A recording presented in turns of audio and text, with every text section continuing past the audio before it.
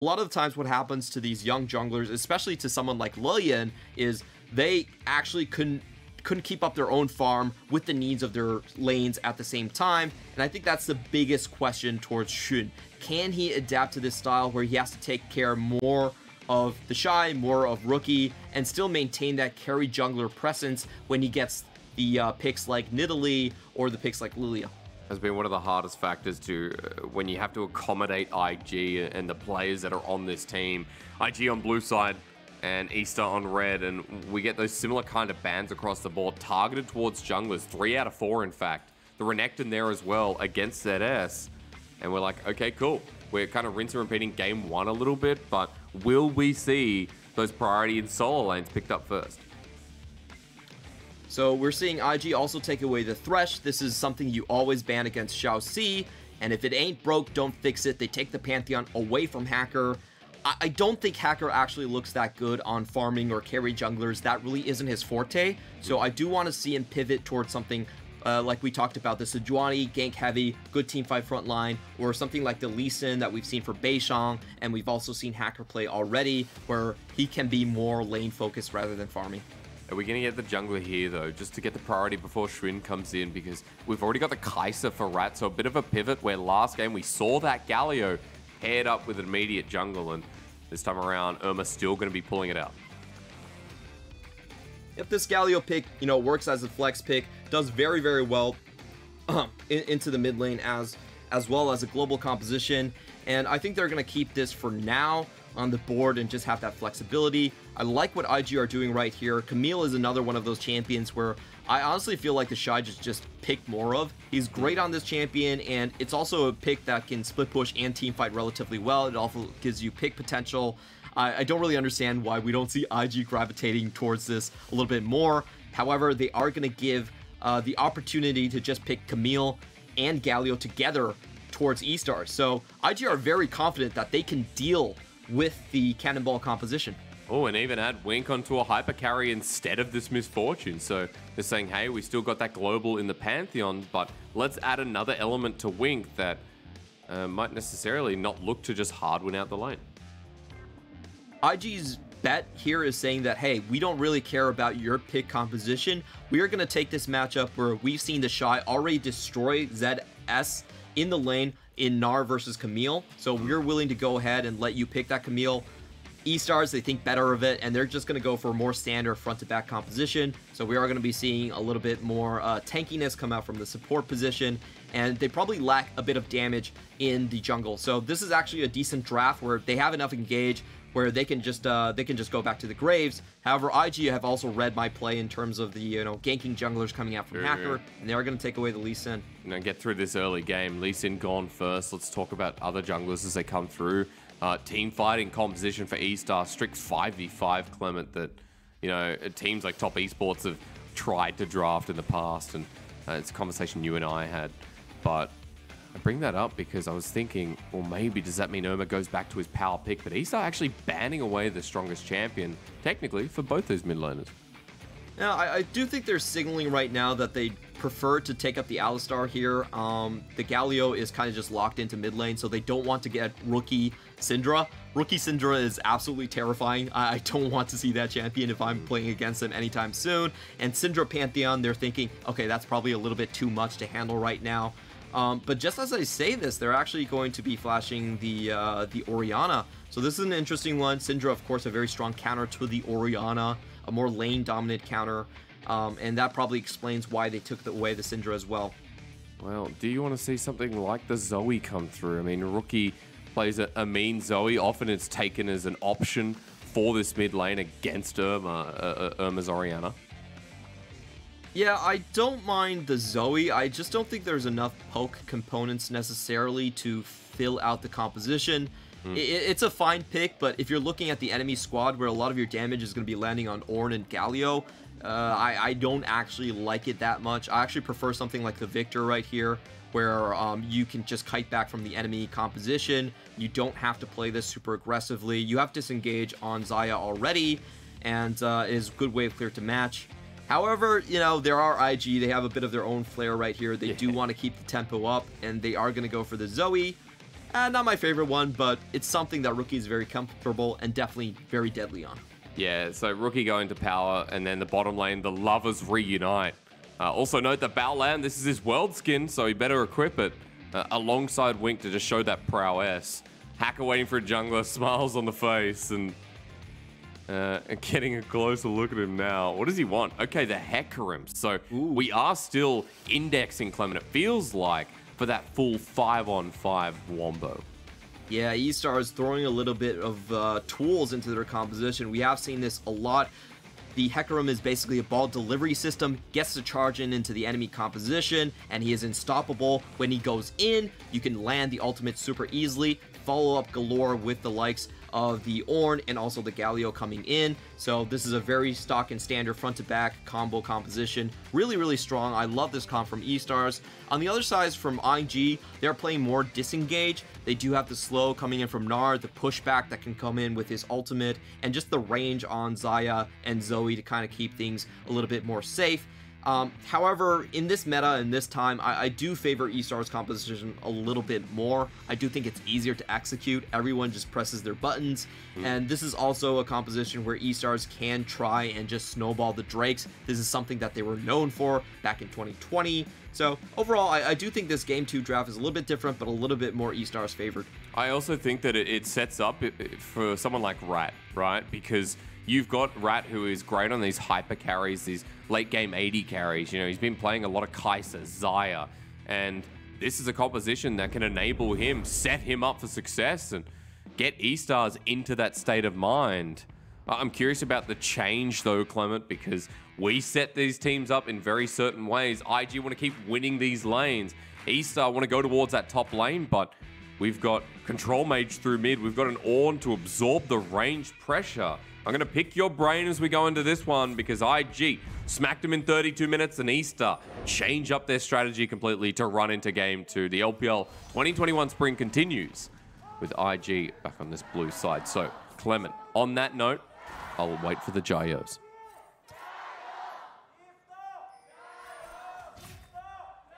Wait, was that Rookie and his girlfriend in like getting married? Like a Wait a minute, is it? Did I miss the news? Either that or it was the fan has obviously photoshopped themselves in.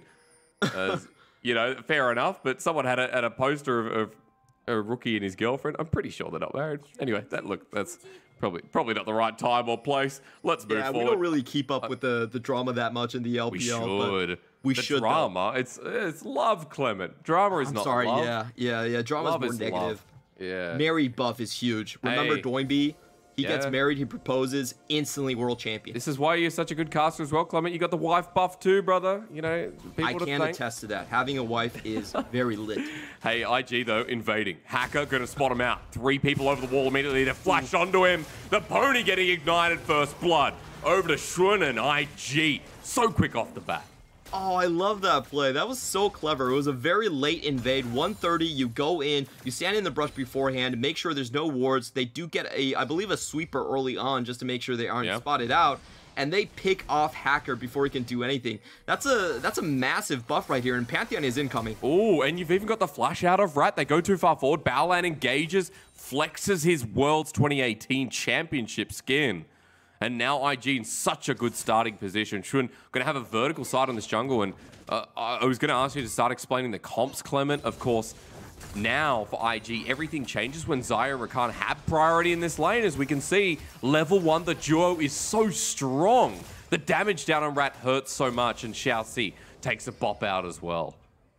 Yeah, but we do come in with the deadly plumage. You get extra attack speed on that one. Able to chase out Rat. And this is a lane we haven't really seen from IG for a very, very long time.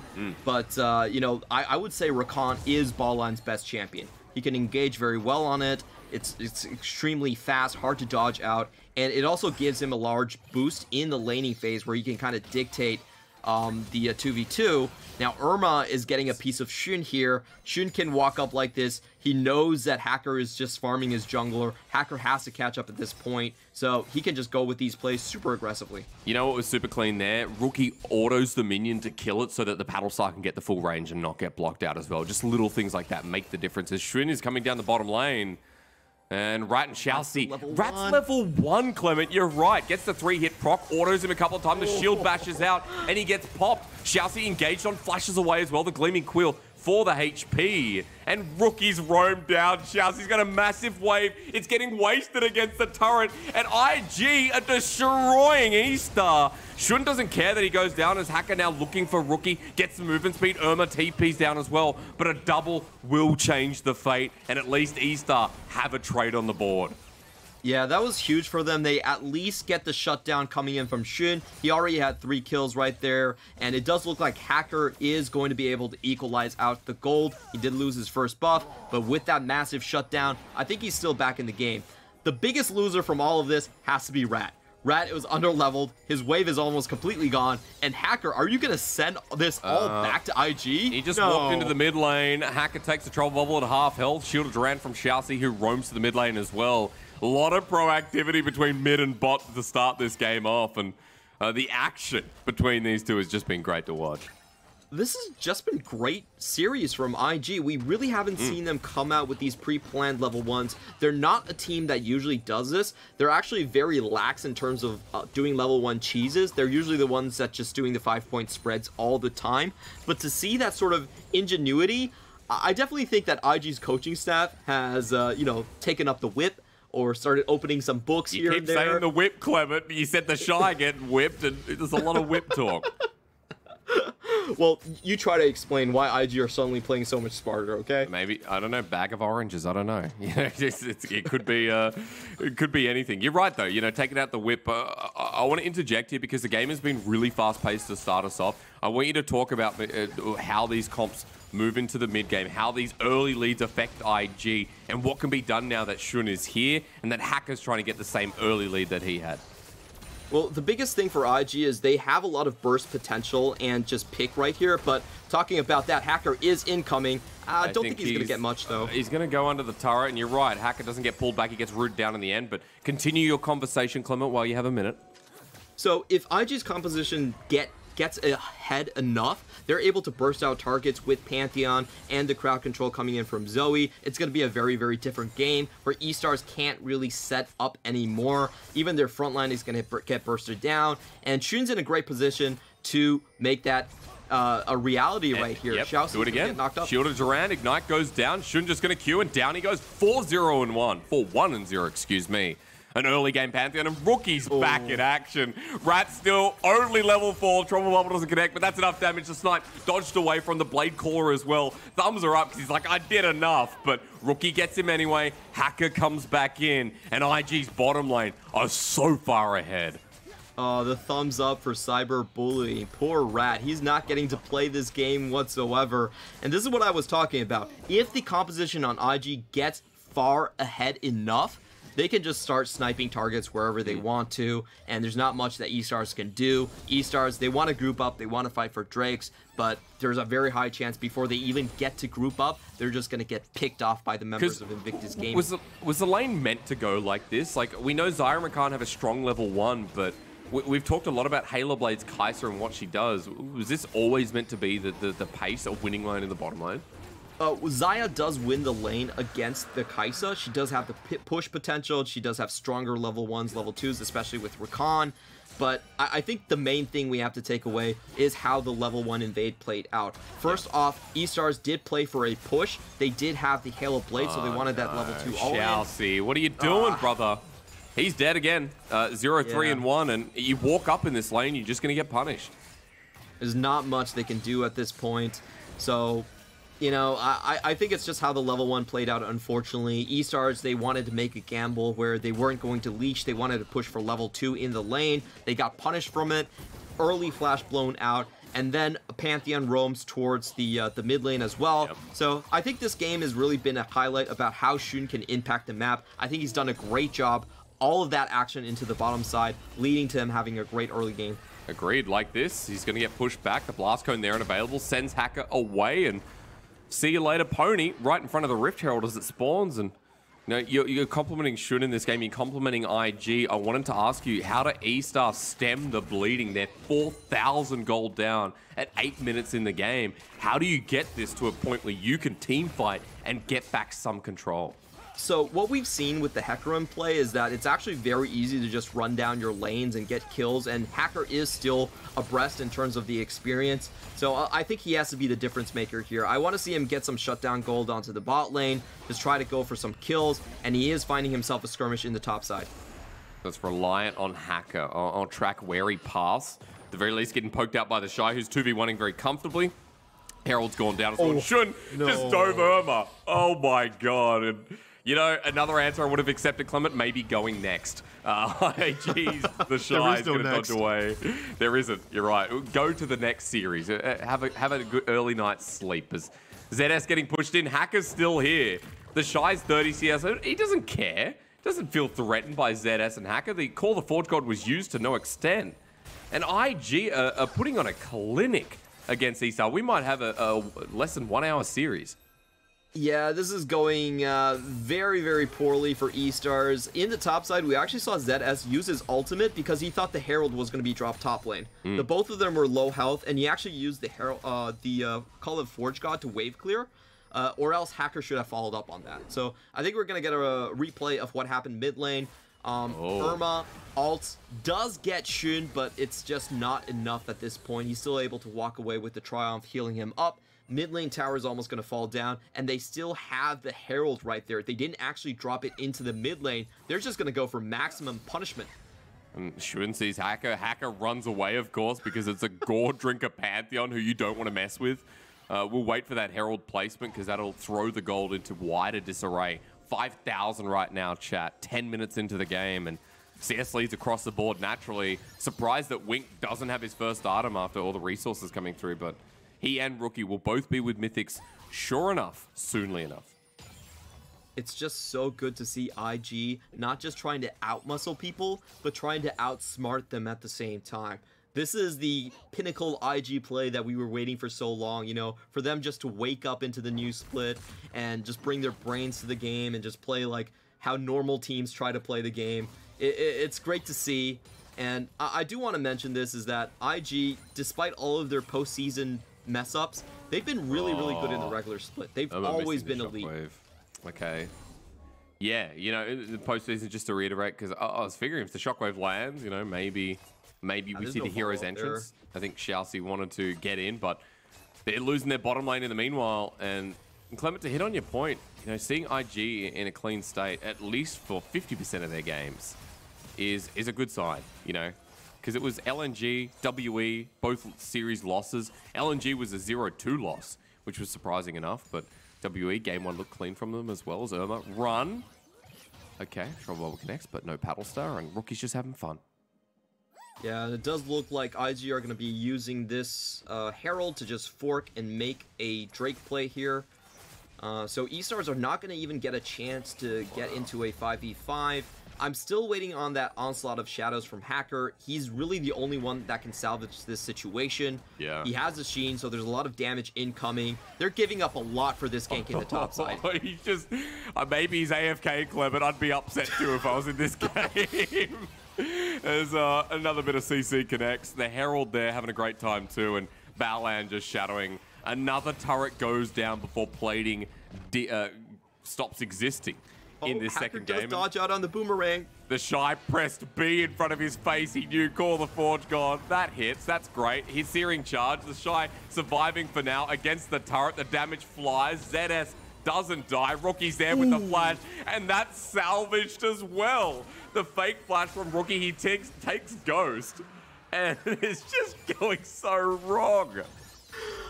This series is eStars against the Shy's KDA. That's what it is. Dead. You know, peekaboo, it's Baolan. The Kai'Sa brings in a bit of artillery with the hero's entrance, and as that nuke comes down, it kind of makes the whoopee cushion fart noise. Xiaoxi's running away with the Justice Punch, and eStar lose another. It's 9-3. It's an 8k gold lead just about at 12 minutes in the game. And this is as solo queue as I've ever seen. Triple teleport. Let's go. Let's fight. Baolan doesn't have an ultimate. Grand entrance is the way, but onto Irma. He wants the shockwave. He flashes back into his team, and Irma's like, why did I follow the team, Clement? Double bad shockwave. Rookie from the side for the flanking angle. Onto Irma, who gets nuked himself, but this time it's like an atomic bomb.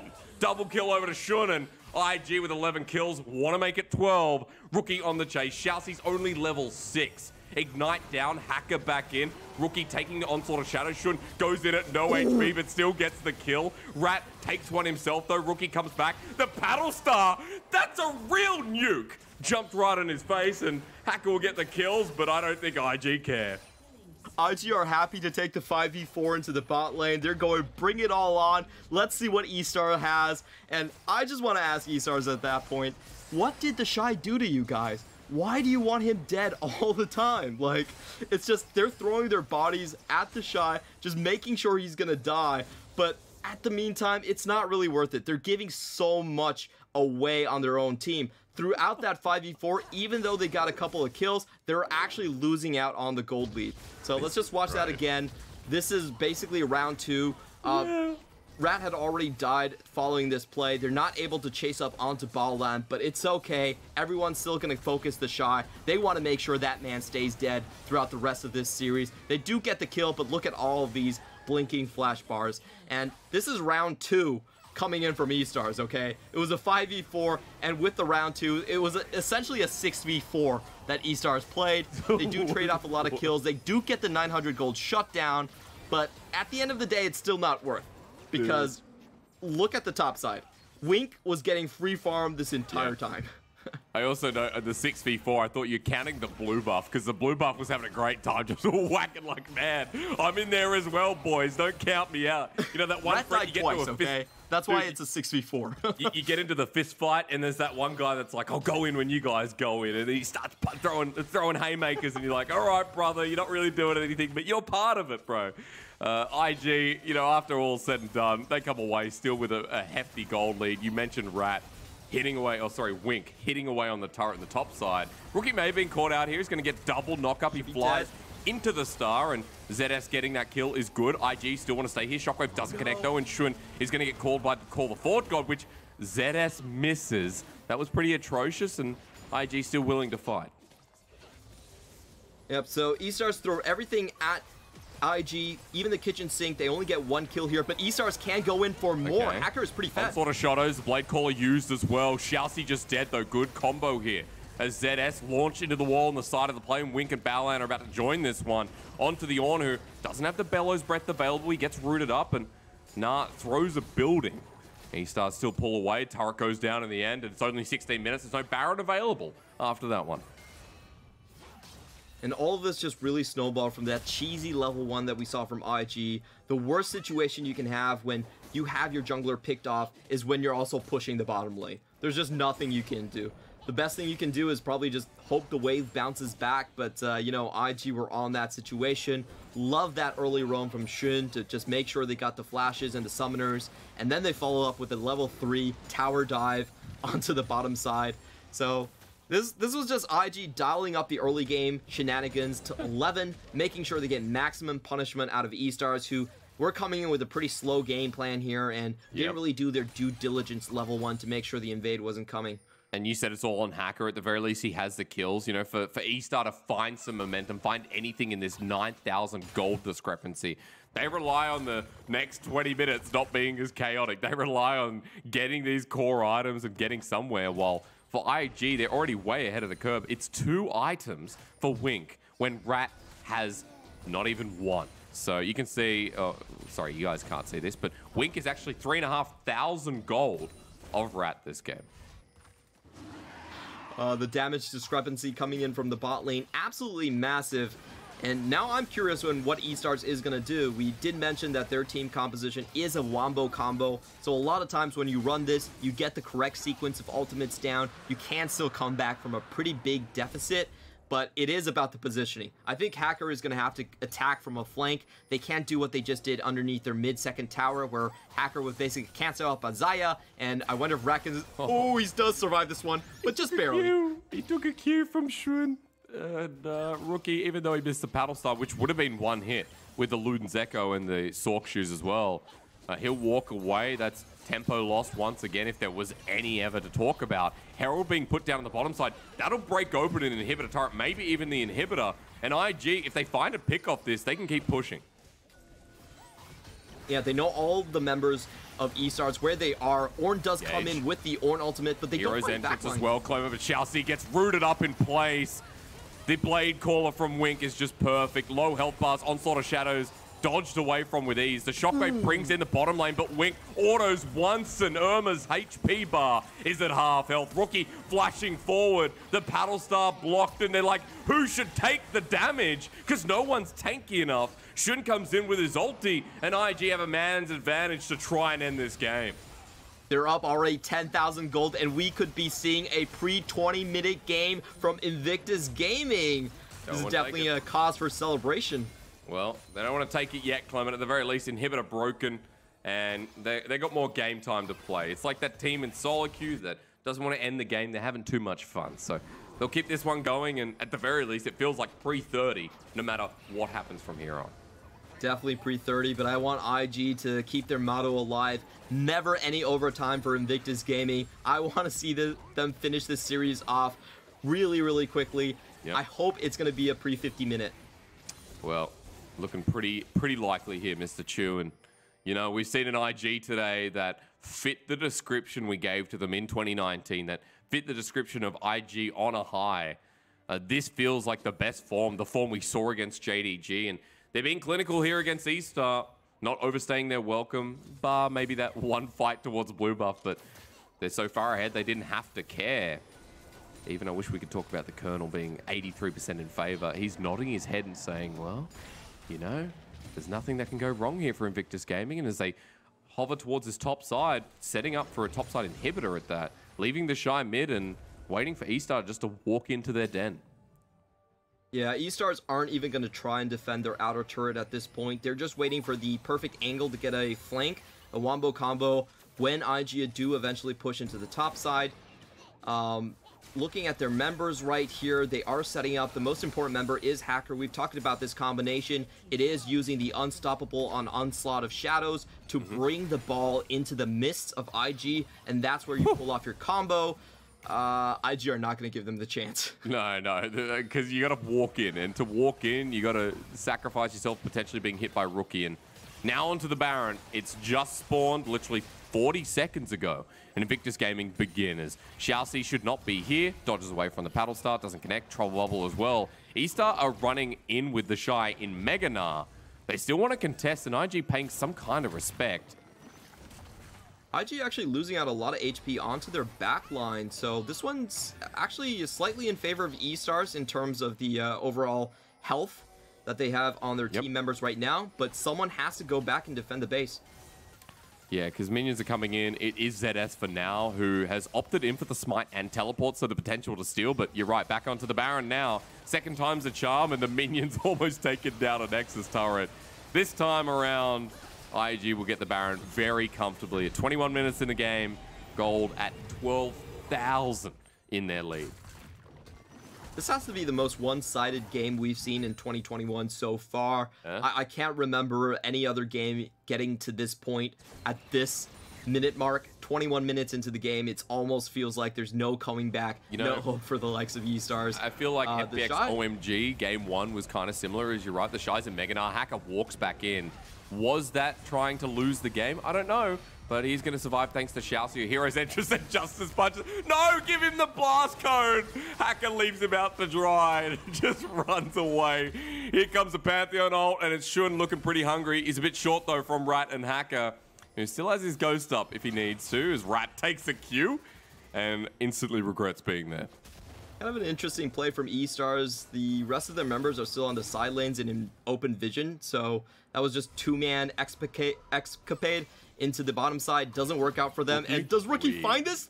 Well, almost. Irma has to back away, but look, he has a fake flash Clement at the very least. IG, meanwhile, are pushing down the mid lane, and ZS meant to be a tank. Doesn't matter to Wink. Going forward, the Shy just autos him to death, and there's another one. eStar without their top laner for 30 seconds in the game. The Shy ults them back into the team.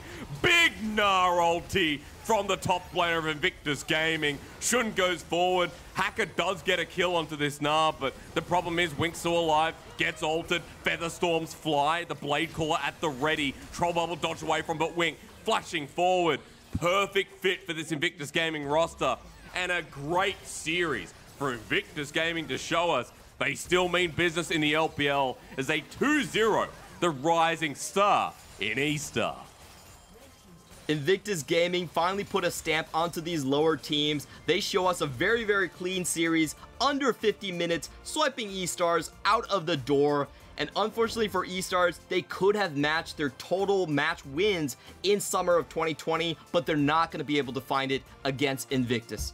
That was a great series to watch, just for the action, the blood that came early, the level 1 invade. We'll talk about more in depth, and smiles on the face, you can see. A lot of these players know each other quite well. We talked about Wink and Shalsey. You know, they used to be bot lane pals. Rat was under him at the time as well. So smiles across the eStars roster that know some of their predecessors are on the other side of the map. But Invictus Gaming, this was a real clean showing. And Clement, the benchmark we talked about, kind of comes back, doesn't it? It's like, well, I guess they're a good team again. Yeah, I think there's 2 takeaways from this series. Number 1 is that Shun can definitely play well on the Pantheon. This is his first try onto the champion. He can definitely play a more gank-oriented style than always going for the carry junglers. And number 2 is the Shy can play defensive. Just think about this series, how he did in game 1. He flashed backwards when Galio wasn't on the map anymore. And in this series, he wasted so much time from Hacker. There wasn't a single kill from the Shy that wasn't unanswered. He always was able to set his team up to find something back onto the back end.